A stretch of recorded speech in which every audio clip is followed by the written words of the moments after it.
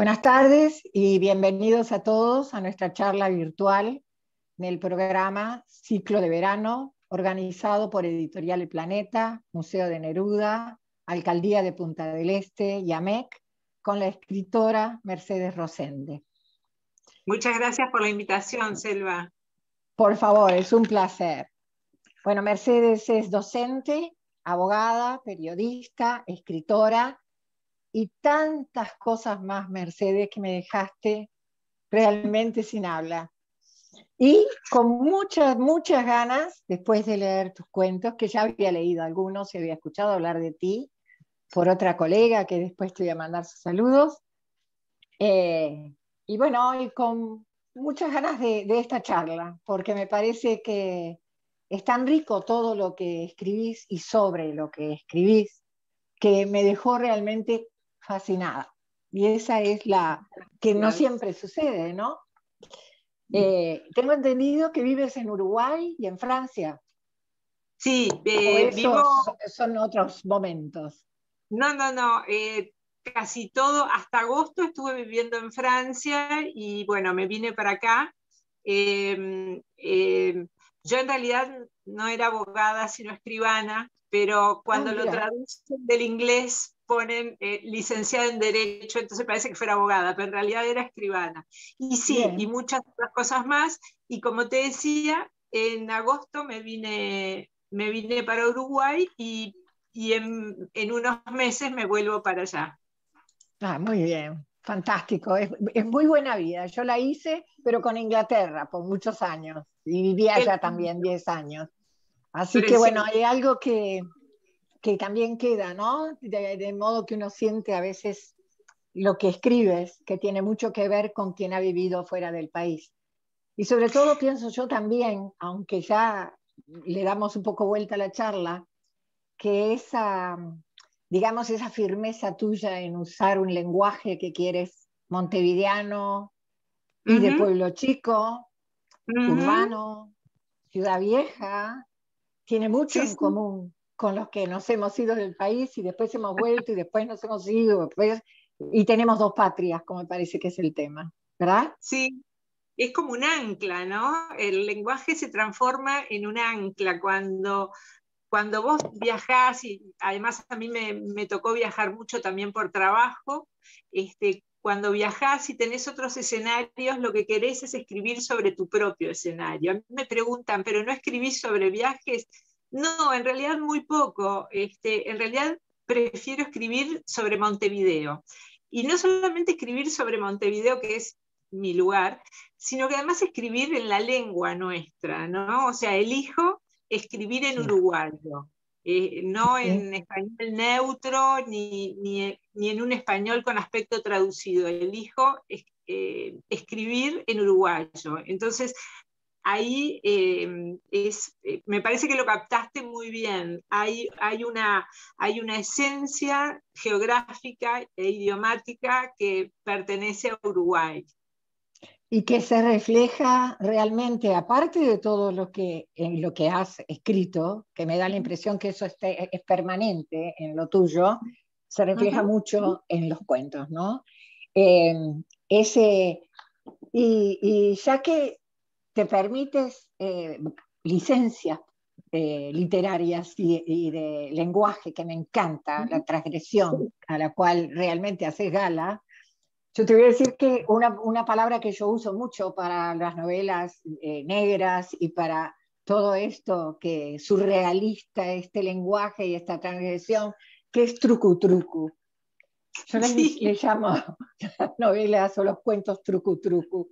Así que bueno, de aquí ya va a salir una nueva denominación entre dos transgresoras.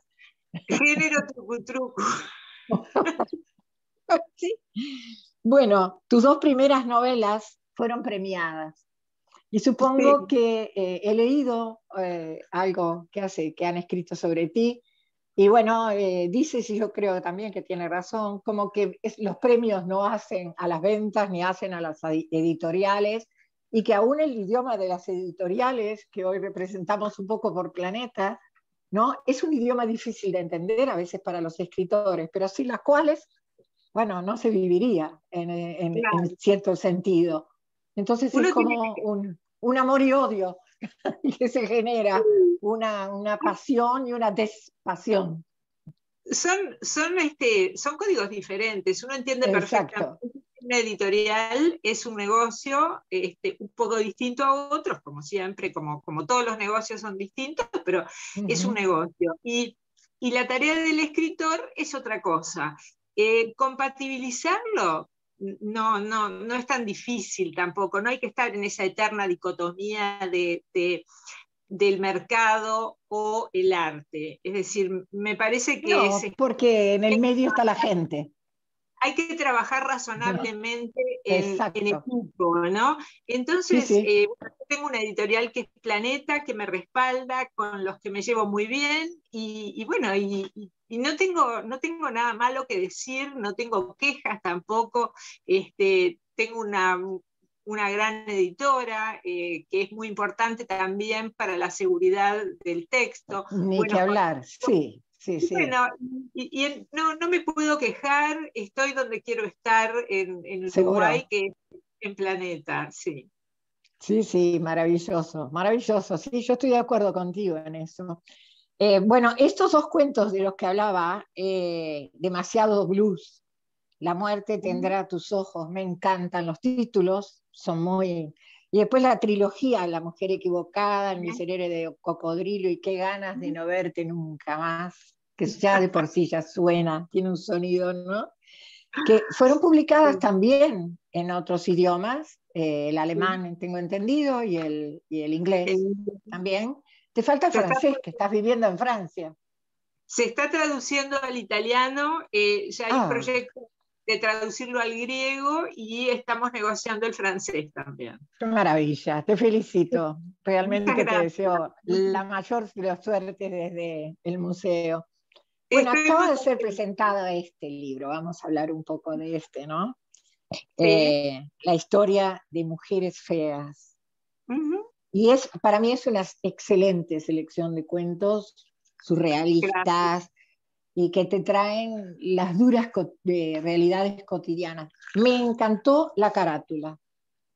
Esta Preciosa, ¿verdad? mujer que sí, que lo estoy mostrando a ver si se ve, con esta niña o mujer que le veo hasta Ujú. la puntillita ingenua en el vestido, en la parte de abajo, y que se está zambullendo, pero hasta no se sabe si es con placer, pero no la tiran.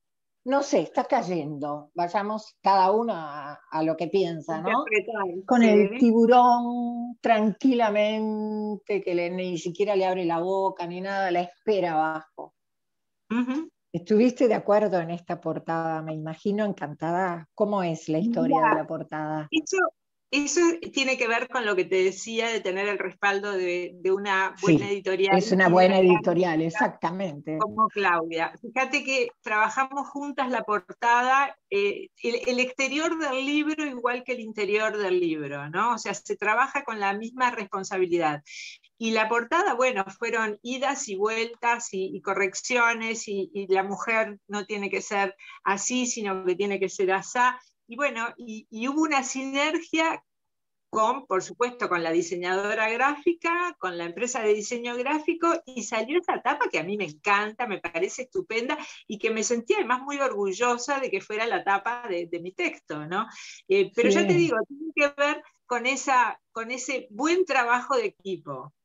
sin duda alguna, porque realmente la portada me llegó y dije, realmente felicitaciones a Planeta, al equipo que lo hizo, no recuerdo bien, aquí está la ilustración de la cubierta, es Estudio Clave, y a todos los que estuvieron en esta cobertura, que a Sí, veces no representa bien el libro. esta Y es en este caso a mí me parece que sí, y creo que tú también. Y bueno, felicitaciones a Claudia y a todo el equipo de allá.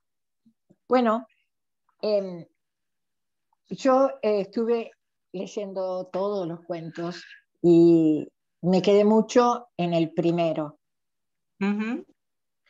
Eh, Así que no sé si quieres empezar diciendo quiénes son estas mujeres feas.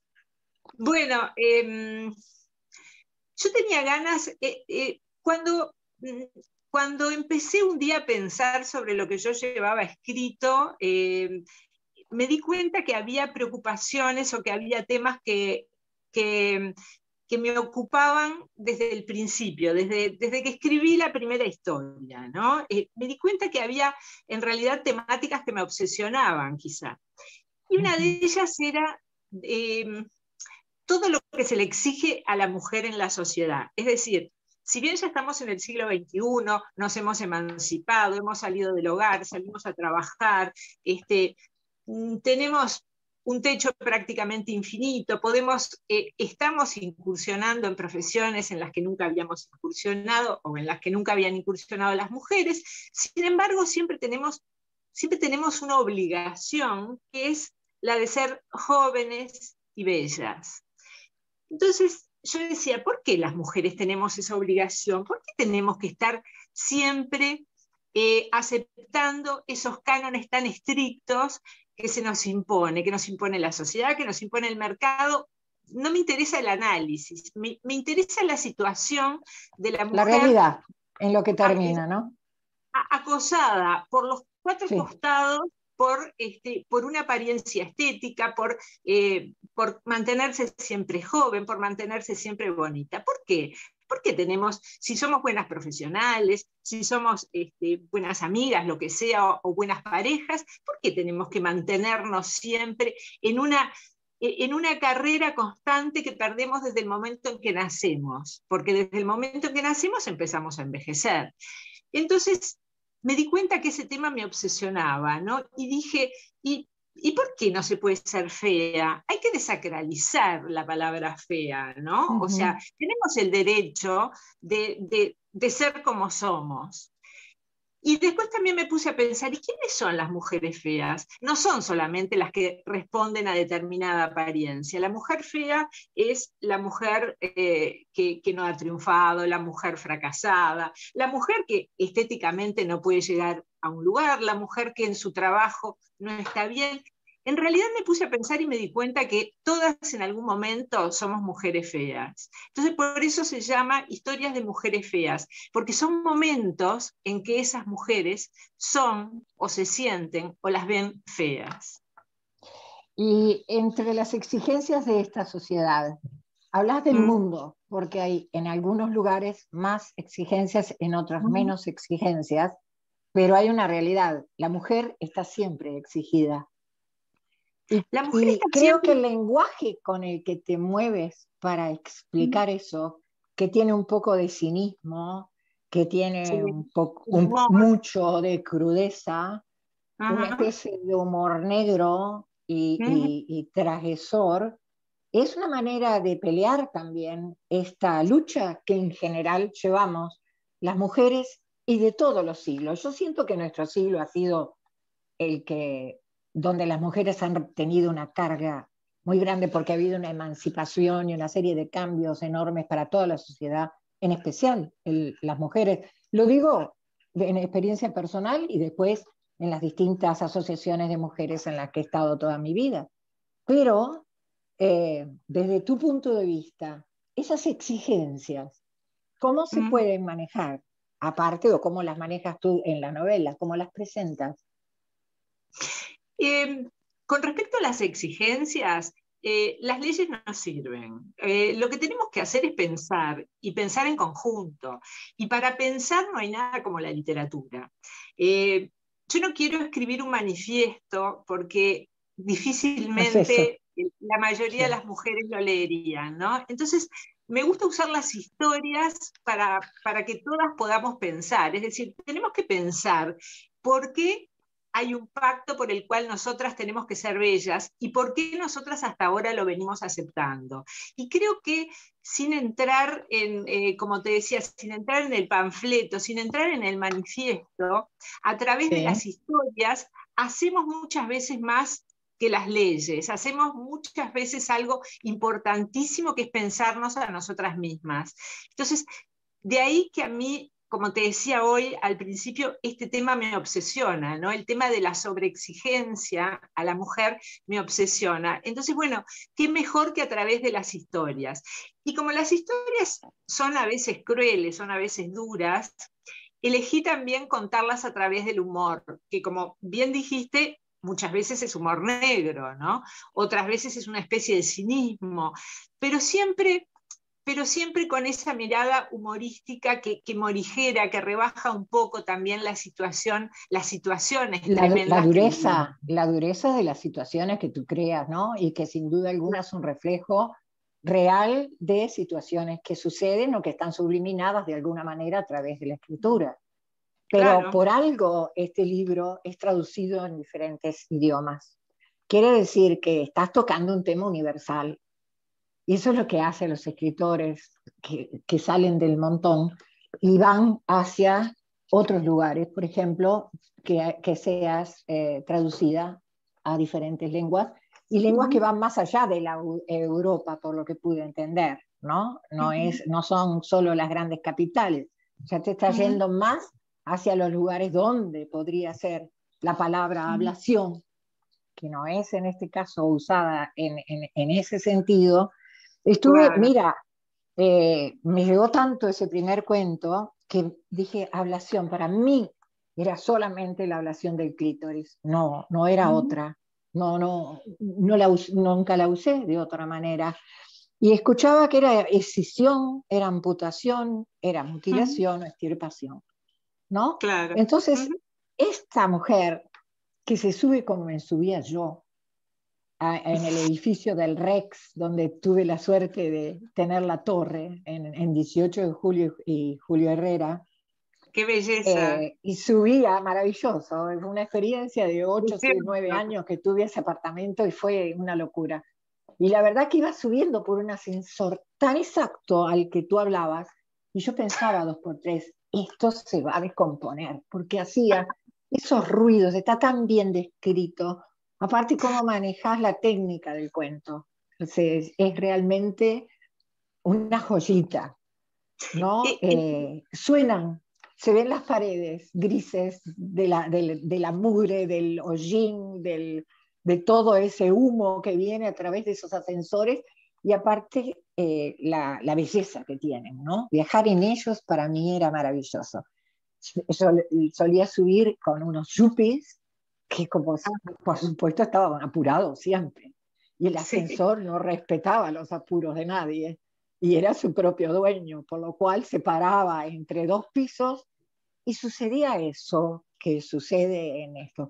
¿Podés decirnos algo más de esta historia? Porque no quiero decirla toda y es Es, perfecta desde el principio, desarrollo y final.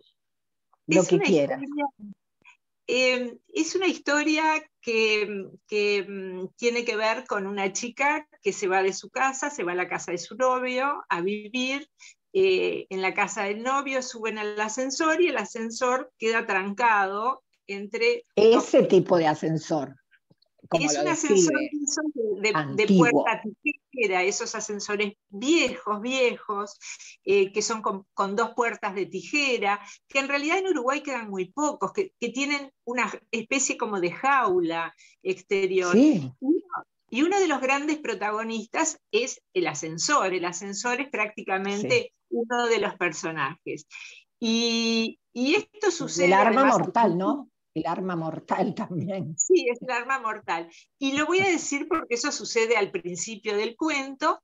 Eh, la chica queda cortada en dos, pero queda cortada en dos de una manera fantástica. Ella vive Sigue de un hablando. lado en un piso y en el otro. Entonces, bueno, se establece como una especie de contacto con el mundo que la empieza a rodear, tanto de su parte inferior como en su parte superior. Y tiene que ver también con lo que a ella le ha sucedido, porque es una chica muy joven, se va de su casa, se siente desgarrada por dejar a su familia y por irse a vivir con el novio. Entonces también hay como una especie de doble ruptura de emocional y física. Entonces, es Y, como un reflejo, lo que le está sucediendo le sucede a su cuerpo y a su alma.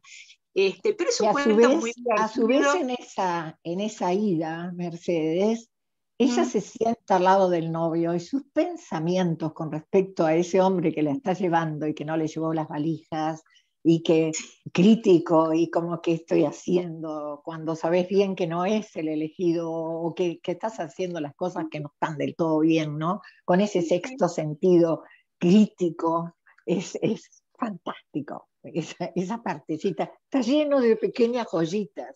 Disculpa, Eh, sigue adelante.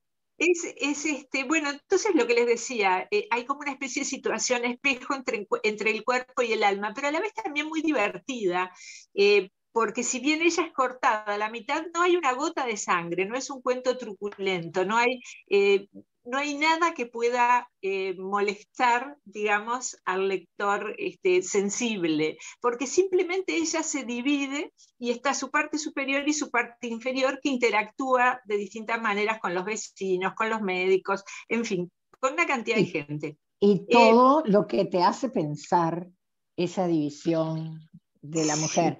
Nos está quedando muy poco tiempo, pero quisiera que dijeras algo, por ejemplo, para terminar, ¿qué otras cosas te inquietan? ¿Qué pensás que vas a seguir, aparte de recomendar profundamente este libro con todas las historias que faltan?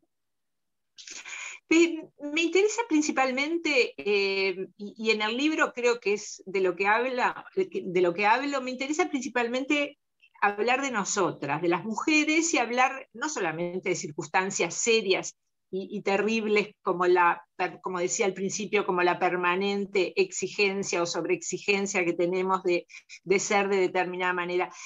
También me interesan las situaciones cotidianas, también me interesa hablar de la mujer que tiene fracasos en sus relaciones amorosas, situaciones por las que todas pasamos, la mujer que quiere romper con su pareja y por alguna razón no puede, la mujer también que ya fracasó y que se siente sola, que se siente profundamente sola y deprimida, pero a la vez también que se lo toma con humor y se burla de sí misma.